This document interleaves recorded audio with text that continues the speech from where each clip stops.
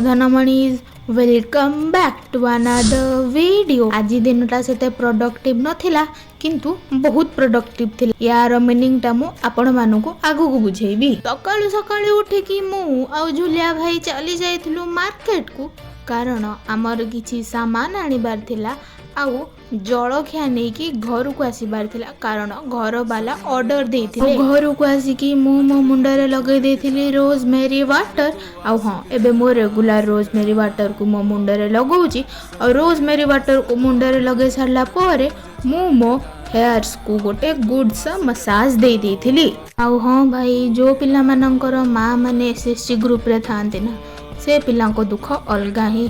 दिन राति खाली जेरक्स दुकान को दौड़ी दौड़ी तुम जीवन पलैब सत, कि जेरक्स कमिबनी। दिन जाकर सबू काम को कंप्लीट करिकी इवनिंग टाइम रे मु चली जाइथिली धूप दबाकू आउ आरती करबाकू।